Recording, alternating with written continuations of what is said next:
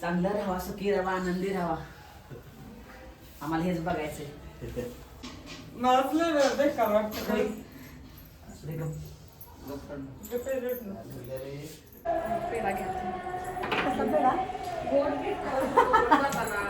मला वाटतं पेढा अजून कसं.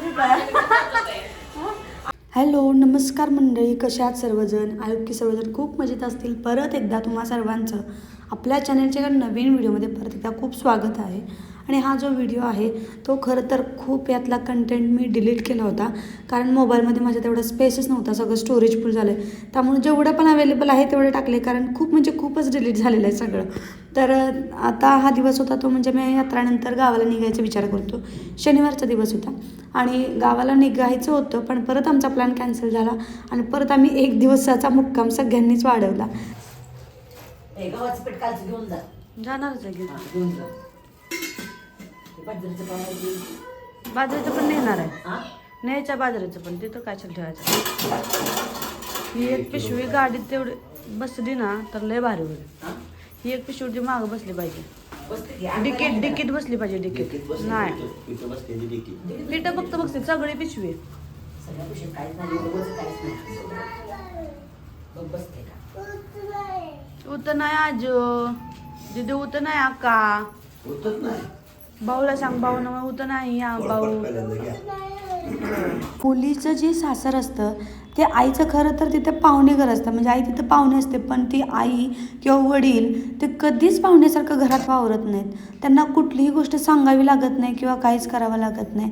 उलट जे तिच्या सासरचे लोक असतात त्यांना घरी आल्यावर घरचे लोक असतात तरीही त्यांनाही ती लोक पाहुण्यासारखे वागतात. हे जितकं वाईट आहे ऐकायला तितकंच ते खरं आहे बरं का. हे फक्त मुलींनाच माहिती असेल, ज्यांच्या घरी असं काही घडतं त्यांनाच माहीत असतं.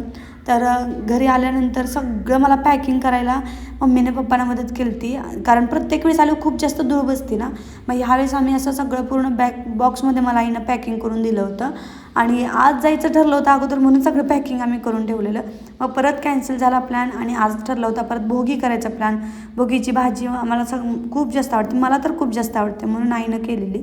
तर बाजरीचं पण पीठ होतं, मग भोगीची भाजी आणि बाजरीची भाकरी केलेली. आता याच्यामध्ये खूप काही काही व्हिडिओ होता बरं का, पण तो आता सगळा रिमूव्ह झाला आहे, स्टोरेज फुल झालं. तर त्यामध्ये मी काय काय डिलीट केलं माझ्या लक्षात चाललं नाही, पण म्हटलं चला एवढं तर तुमच्याबरोबर शेअर करू. सकाळी मग पप्पाने मस्त भाजीपाला घेऊन आले आणि त्यानंतर आम्हाला तसं दुपारी खूप उशीर झाला, कारण अचानक आमचं प्लॅन कॅन्सल झाला, जायचं होतं. मग त्या नादात उशीर झाला आणि जवळपास दुपारी 3 वाजले होते आम्हाला जेवायला.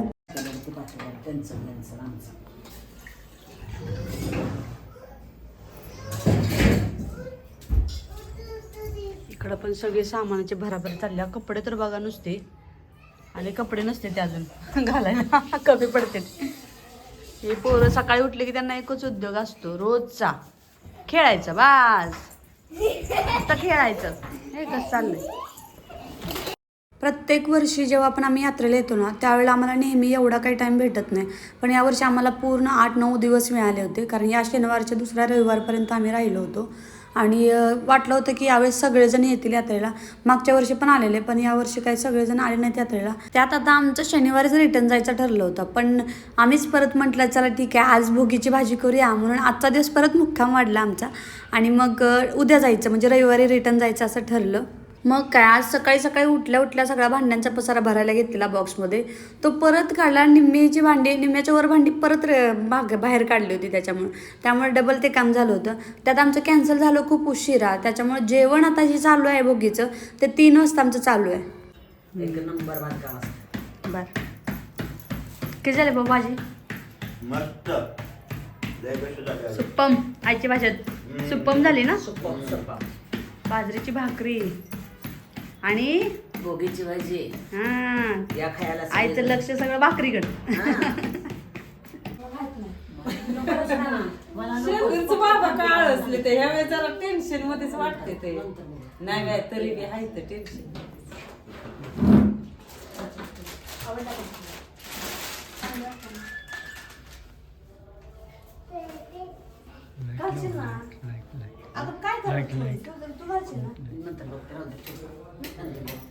घेऊन जा तुला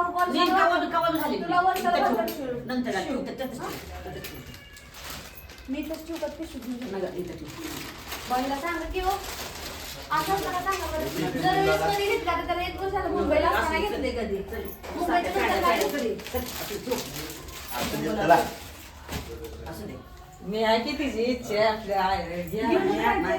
अहो प्रत्येक वेळेस नसतं उगाच कसं असं दे. चांगलं राहावा, सुखी राहावा, आनंदी राहावा. आम्हाला हेच बघायचंय.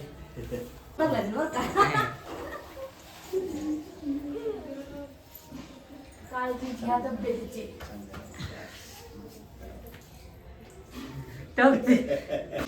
मलाच लय बेकार वाटतं. असू दे गं.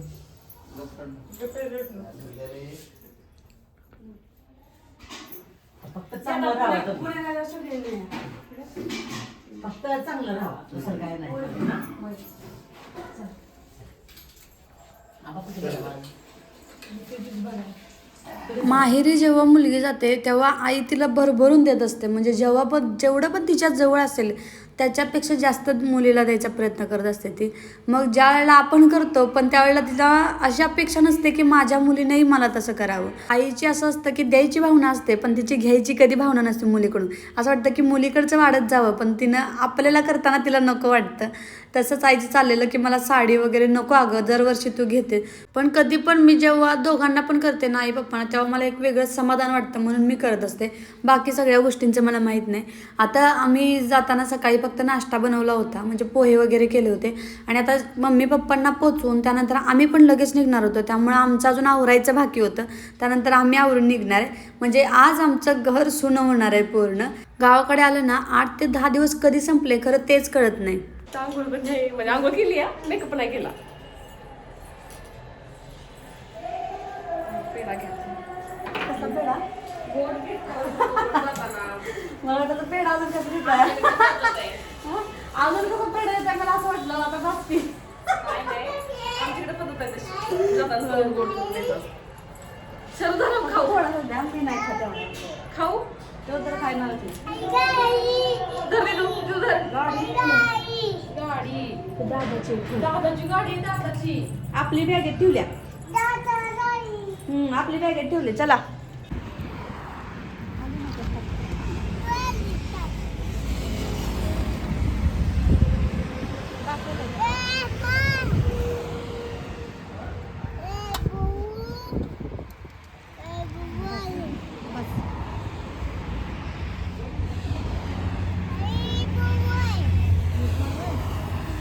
टू व्हीलरवर प्रवास करायचा म्हटल्यावर खूप जास्त थंडी वाजत होती बरं का. आम्ही पोचलो कसं तरी म्हणा. येतानाच आम्ही एका हॉटेलमध्ये मस्त असं जेवण केलं होतं. तर चला आता भेटूया पुढच्या ब्लॉगमध्ये. सर्वांना बाय.